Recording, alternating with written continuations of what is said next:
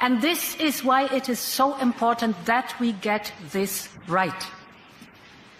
Ukraine needs peace through strength. Europe wants peace through strength. And President Trump has made clear the United States is firmly committed to peace through strength. So I believe that by working together we can deliver that just and lasting peace. And there is a lot that Europe already has brought to the table. Historic amounts, actually. Financially and militarily, the overall support amounts to 134 billion euros. That is an equivalent of $140 billion. That is more than anybody else has contributed. This includes $52 billion of military assistance, on par with the United States. We have put in place hard-hitting sanctions, substantially weakening Russia's economy. We have broken one taboo after another and smashed our reliance on Russian gas, making us more resilient permanently. And we are about to do more. We are working with Ukraine on their EU accession, because Ukraine is part of our European family, and this is where their future lies, here in Europe. Ladies and gentlemen, this leads me to the discussions we have had in Europe over the course of the last few weeks. Many are even worried by the comments made by a senior US official earlier this week. But we need to be honest here. And we need to avoid outrage and outcry. Because if we listen to the substance of the remarks, we not only understand where they are coming from, but recognize there are some remarks we can agree on. Because yes, both the United States and the European Union want an end to the bloodshed. We want a just and lasting peace, one that leads to a sovereign and prosperous Ukraine. And Ukraine should be given solid security guarantees. But perhaps what resonates with me the most is the need for Europe not only to speak frankly, but also to act accordingly. So let there be no room for any doubt. I believe when it comes to European security, Europe has to do more. Europe must bring more to the table. And to achieve this, we need a surge in European defense spending.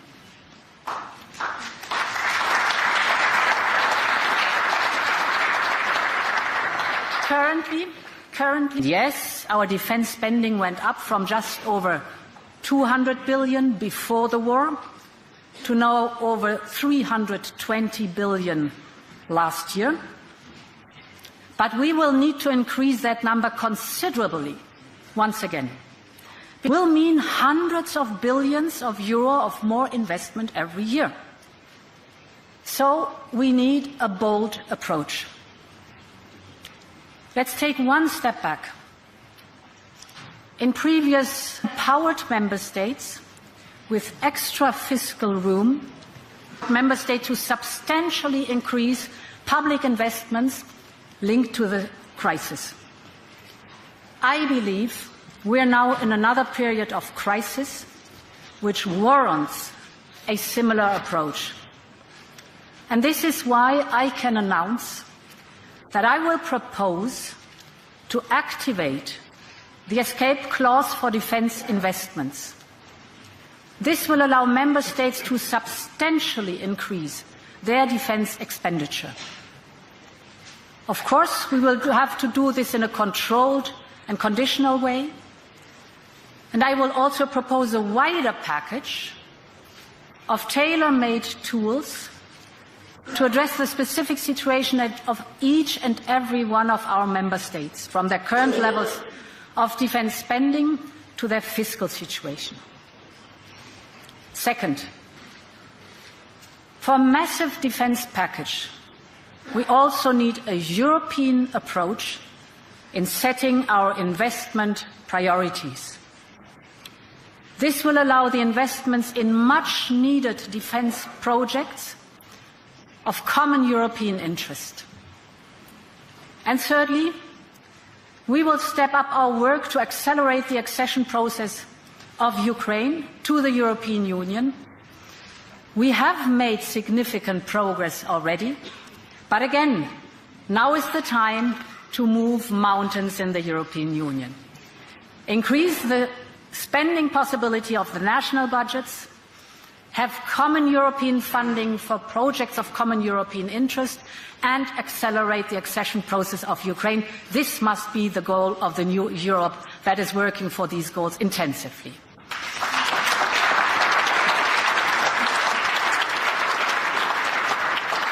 My message is, you see Europe adapting, you see Europe stepping up, you see Europe making a difference immediately.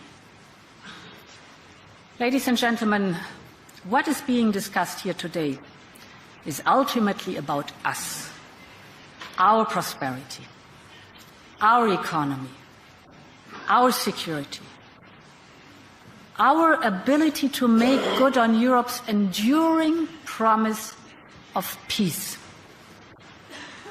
Our values do not change. They are universal. But because the world is changing, we have to adapt the way we act. We need a Europe that is more pragmatic, more focused, more determined, one that will counter its threats, one that will leverage its enormous strength and power, and one that is standing by Ukraine and its partners.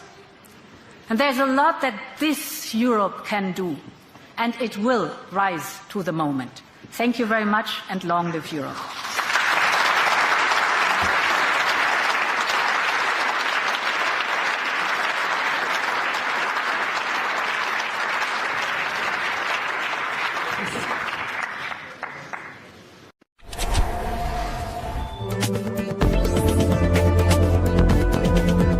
Norway are also needed in the concert of supporting each other.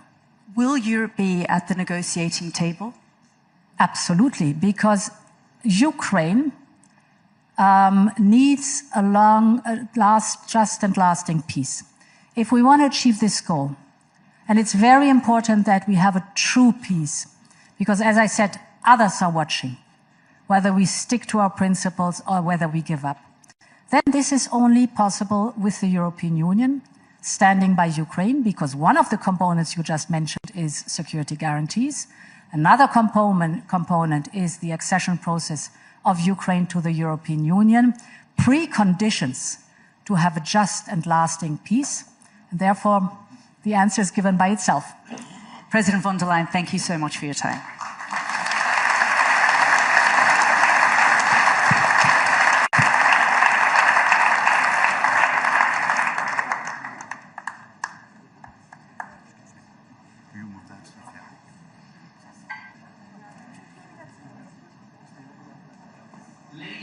All the gathered delegates and luminaries and media professionals, and to put on such an incredible event. We're of course thrilled to be here.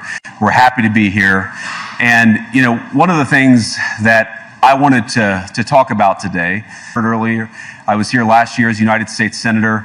I saw Foreign Secretary David Lammy, and joked that both of us last year had different jobs than we have now. But now it's time for all of our countries, for all of us who have been fortunate enough to be given political power by our respective peoples, to use it wisely to improve their lives. And I want to say that, you know, I was fortunate in my time here to spend some time outside the walls of this conference over the last 24 hours. And I've been so impressed by the hospitality of the people, even of course, as they're reeling from yesterday's horrendous attack. And the first time I was ever in Munich was with my wife, actually, who's here with me today, on a personal trip. And I've always loved the city of Munich, and I've always loved its people. And I just want to say that we're very moved, and our thoughts and prayers are with Munich and everybody affected by the evil inflicted on this beautiful community. We're thinking about you, we're praying for you, and we will certainly be rooting for you in the days and weeks to come. Now,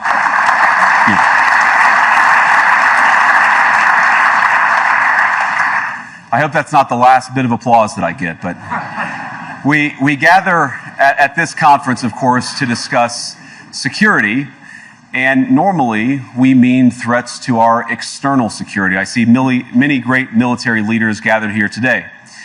But while the Trump administration is very concerned with European security and they also believe that it's important in the coming years for Europe to step up in a big way to provide for its own defense, the threat that I worry the most about vis-a-vis Europe is not Russia, it's not China, it's not any other external actor. And what I worry about is the threat from within, the retreat of Europe from some of its most fundamental values, values shared with the United States of America. Now, I was struck that a former European commissioner went on television recently and sounded delighted that the Romanian government had just annulled an entire election. He warned that if things don't go to plan, the very same thing could happen in Germany too. Now, these cavalier statements are shocking to American ears. For years, we've been told that everything we fund and support is in the name of our shared democratic values. Everything from our Ukraine policy to digital censorship is billed as a defense of democracy. But when we see European courts canceling elections and senior officials threatening to cancel others, we ought to ask whether we're holding ourselves to an appropriately high standard. And I say ourselves because I fundamentally believe that we are on the same team. We must do more than talk about democratic values, we must live them. Now, within living memory of many of you in this room, the Cold War positioned defenders of democracy against much more tyrannical forces on this continent. And consider the side in that fight that censored dissidents, that closed churches, that canceled elections. Were they the good guys? Certainly not. And thank God they lost the Cold War.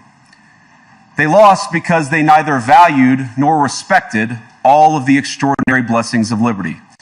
The freedom to surprise.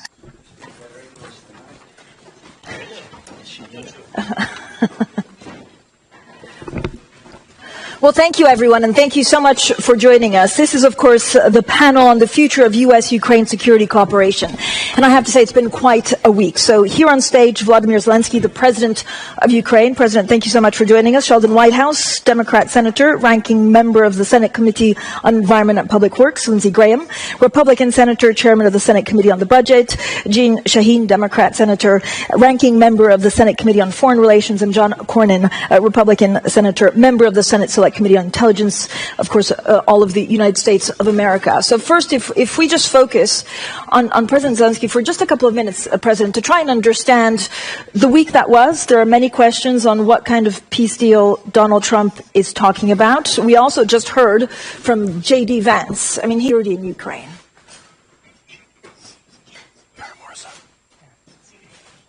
Sorry, I just heard the translation. What do you mean that it's not security deal? It's not about peace. Yes, contract document. What do you understand the situation to be? What does it mean what I know? I'm the president of Ukraine. If I'm signing something, I know everything. Yes. That's a very good starting point. Okay, I will explain with some details. Maybe in Ukrainian, I think it will be more necessary. Not some details, I think, which are very, very necessary. Тобто сьогодні не йдеться про мирну угоду. Yeah, can you use yes, please, if it's possible.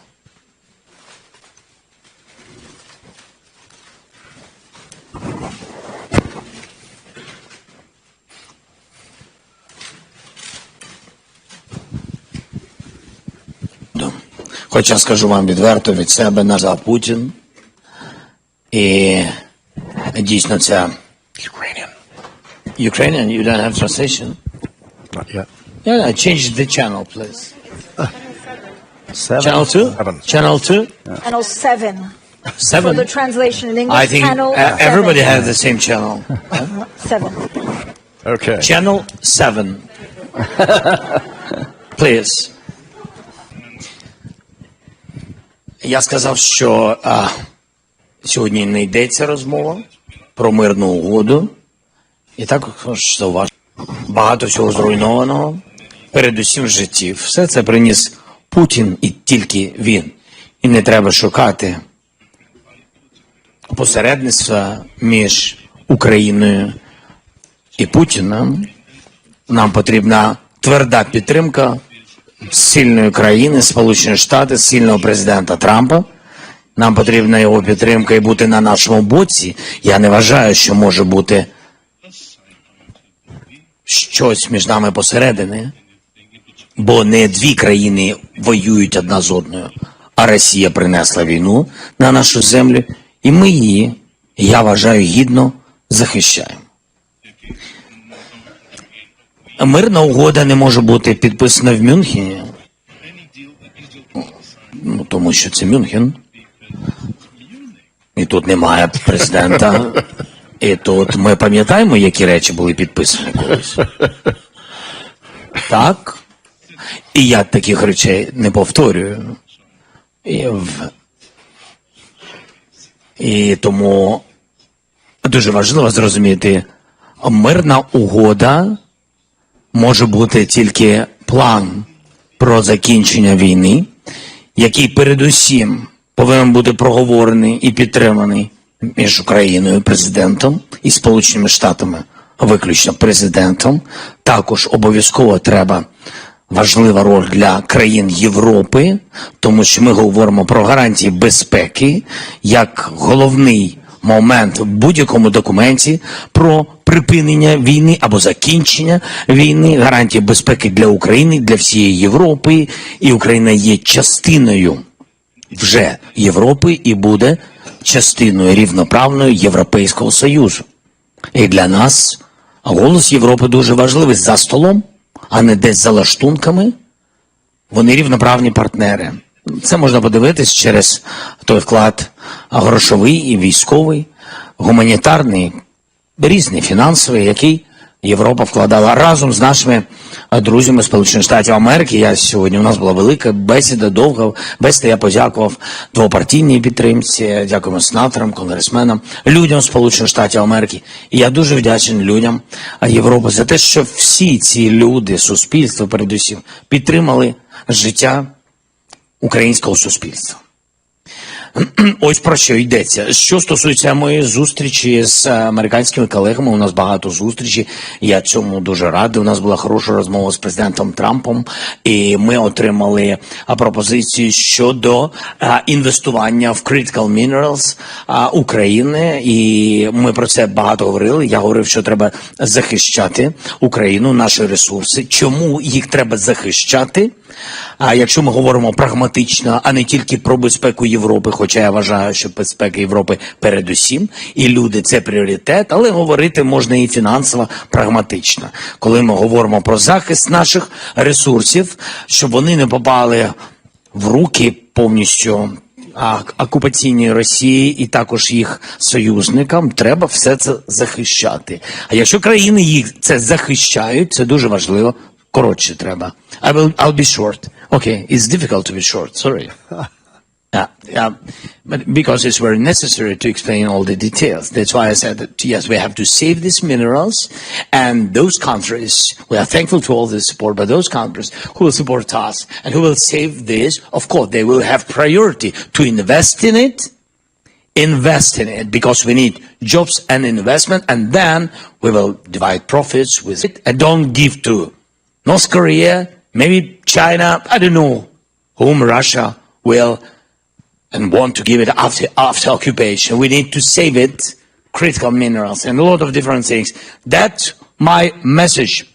I was happy that American side, that Americans, they came, the Secretary of Treasury, he came to Ukraine directly to Kyiv. It was his first mission, and it was exactly to Kyiv. I was very thankful to him, and he brought the document, and the document was on my table. I said that our lawyers will learn it, and then with some advices or some changes will come back. It's about investment. It's not security document. It's president, I don't know. I mean, this this evening, but I'm here till tomorrow. I can meet evening, morning, doesn't matter for me.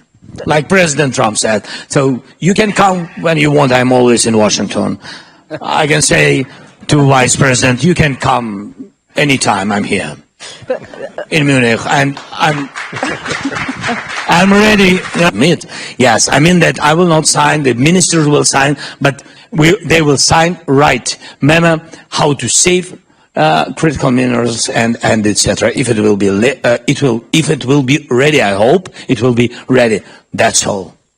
President, does the conversation between Vladimir Putin and President Trump risk embolden Putin?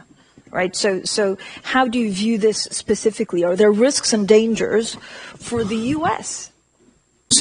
Vladimir Putin and Donald Trump have spoken on the phone. You were briefed on the conversation. Is this a risk for yourself, of course, but also the U.S.? Phone calls between Putin, I think, for Trump, because he's stronger than Putin. I think so. I think risks for all the world. I mean, we have much more risks than risk for the United States, with all respect, for all of us, with all the big guys.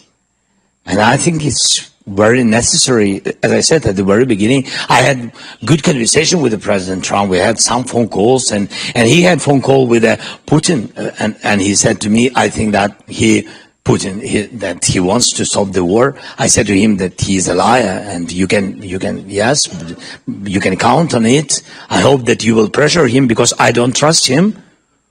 We had such conversations with Putin, direct conversation about ceasefire. So just ceasefire, we don't need just ceasefire. This is global problem. So we had ceasefire. It was my direct decision. And we made a decision that it will be ceasefire and exchange all the prisoners. And he didn't change all the prisoners yet. We've been very happy. That was first step when we brought home more than 100 guys to their family. It was very necessary between us. Even because of this one reason, I had to come to France in 2019 and bring back people. But he will not just, ceasefire and that's all. That's why I said to President, yes, but I think phone calls are phone calls. Let's forget about it. I think what is very important, the meeting, not to make any decisions about Ukraine without Ukraine. This is principal position we will never accept it. And when I said that we will never accept, I'm not speaking just about me. I'm speaking about all our people, all our nation. People will not stop. We will give him pause. Without the real security guarantees, we will give him pause. I don't want to, be those person in the history who helped Putin to occupy my country. I will never do it, and it's very important for me to pressure Putin, put all the sanctions. I think President Trump is ready to do it. He has all this power to do it. That's why I wanted very much to come to Washington any day this century, and to come to Washington, and I think we need very much to make the common plan of civilized people and to share all these things with our friends and with the help of our friends of Europe. It's very necessary not to lose this unity. I'm so proud that we are part of such strong Europe. And I think this is important, very important, not to lose this unity. Before this war, maybe not too much things, by the way, which this war made positively. That unity between the United States and Europe. That's what this war brought. And Putin scared it. I think during the last 20, 25 years, I don't remember how many years he is in Kremlin. So, this is the first time when the unity could pressure him, and he couldn't occupy us because of this unity, because of our people and soldiers, of course, but because of this, not to lose it, and now to make a deal without us or without Europe is not a good idea, and I hope that President Trump doesn't have this idea. I count on it very much. I think I answered on 10 next questions. Sorry. I have 100 questions, but to the senators. Yeah, and maybe to the senators, please. To the senators, and maybe let's start with Senator Graham. Are you comfortable with a world in which the president seeks to do deals with authoritarian leaders like Putin or even China before consulting with long-standing allies like Germany and France? Yeah, I'm very okay with Trump talking to Putin. He talked to him. What I'm not okay with is the world losing deterrence. Why are we in this war? Okay, they invade in 2008 Georgia. They invade in 2014. They're back at it again. So rather than worrying about who Trump is calling, why don't we talk a little bit, how the hell did this happen? I've been coming to this thing for 25 years. John McCain, every conference, Putin sucks. He's a liar. Oh no, you got him wrong. Putin was here. All the people worried about the phone call, where were you when we needed to stop Putin? Why didn't he invade when Trump was president? Because he was afraid of Trump. That's why he didn't invade. Why did he invade in 2014? Because he could get away with it. Why did he invade again? Because he could get away with it. I want to tell you and your people, you're the ally I've been hoping for all my life. Not one American has died defending Ukraine. You've taken our weapons and you've kicked their ass. And I'm very proud to have you as our ally. Now, how does this war end? It ends in a way I hope so we don't do this yet again. Do y'all agree with that? So it doesn't matter to me who Trump calls or when he calls. It matters to me this will not end poorly. President Trump is not going to do in Ukraine what we did in Afghanistan. He's going to try to find a way to make sure this war ends sooner rather than later. And when I talk to people about at home why it matters, Putin won't stop unless somebody stops him. Well, you're stopping him. But he'll keep going unless we get the conditions right. So here's what I think is going to happen. I think he's going to find a way to end this war in a fashion that Putin would be a fool to do it again. Very quickly. How do you deter Putin? You arm this guy to the teeth. Yeah, you give him a bunch of F-16s, not a few F-16s. You give them ATACMS, you give them tanks, because they will fight. Remind me not to invade. Let's do the minerals agreement so we'll have our American business interests. Putin doesn't understand what's going on. If we sign this minerals agreement, Putin is screwed, because Trump will defend the deal. So the best thing that's going to happen here is he's going to do a deal with you, I hope, and he will defend America's interest. So this war won't happen again. I have every confidence in the world that Donald Trump will end this war in a way that there will be no third invasion of Ukraine. Senator, would you rule out NATO membership for Ukraine? I think NATO is ruling that out, not Donald Trump. I think there are members of NATO who are not going to let this man in. But I've got an idea, comes from the art of the deal. If we can't agree they should be in NATO like right now, in NATO, let Putin put them in NATO if he wants to. Think of that. If in 2014 we'd had an agreement where if there was another invasion, they would be in NATO, there would have never been an invasion in 2014. So what I think we let Putin know that if he ever does this again, they're going into NATO really quick. Senator Shaheen? Well, I agree. I don't think we should take NATO off the table. I think it's important for us to have as much leverage for Ukraine as possible going into any kind of a negotiation. So Congress to do that. I think we need to make sure that NATO membership continues to be on the table, and we need to do everything, and we need to ensure that Ukraine is at the negotiating table, because one of the mistakes in Afghanistan was that the Afghan government was not at the negotiating table when President Trump in his first term negotiated a peace agreement there. Senator Cornyn? Well, I think one mistake that Americans make sometimes is to assume that other people are just like them and don't recognize that a unique history and culture may affect the way that people like Vladimir Putin view the world. And it's clear that there's no cost-benefit analysis for Putin here, and now North Koreans dying by the thousands. And Putin doesn't seem to care, and the people of Russia don't seem to be holding him accountable, perhaps because they're only hearing one side of the story. So I think we need to recognize that Putin is driven by a vision of restoring the Russian Empire And that's why I believe that he won't stop at Ukraine. And that's why it's so important that we must stop him together in Ukraine. But does a peace deal need to go back to the borders in 2014, the same borders? I think the peace deal needs to be something that this gentleman right here can sign proudly, and that, first of all, does justice to what happened to Ukraine. Just between Russia and Ukraine, the deal needs to provide that justice for Ukraine.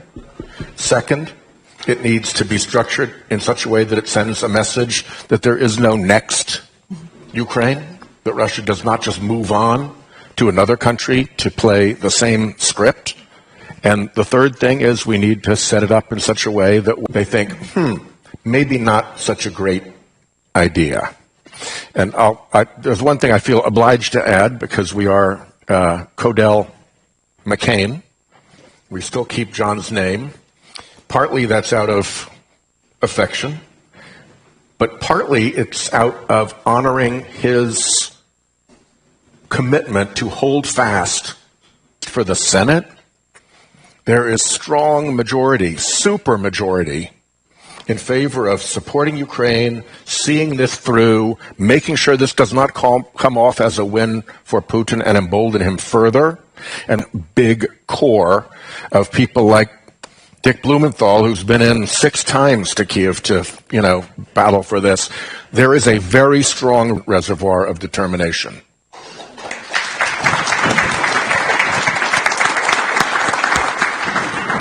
Can I add something? Yeah. Because I think one of the things we haven't talked about, we've talked about the U.S. role, but Europe also has a role.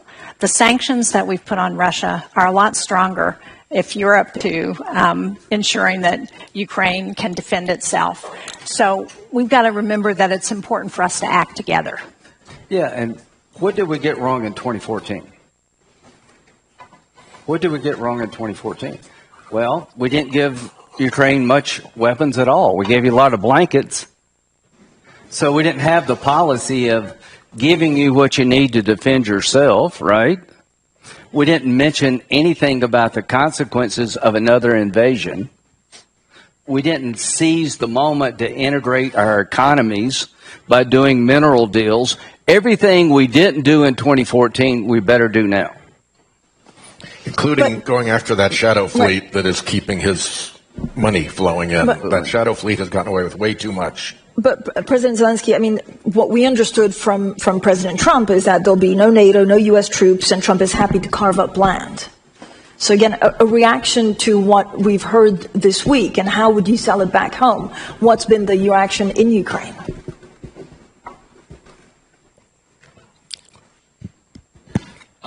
The reaction in Ukraine. The reaction in Ukraine on the battlefield. That's what we have to do, or in all our cities when people just try to do business, and not bad, really, and then help our soldiers. That's the reaction on everything. And of course, when we hear, some not positive messages, of course it has big influence. The worst thing when you have big influence on moral of the people. Because, today I think only such things, love to Ukraine, believing and trusting that we will have just peace and will that we will defend our country, and we are right. And it's fair, absolutely. And I think that's things which really hold us, but so many times from American side. By the way, Biden's administration and now from them by phone, my first phone call with the President Biden, and my first question, will we be in NATO? He said, no.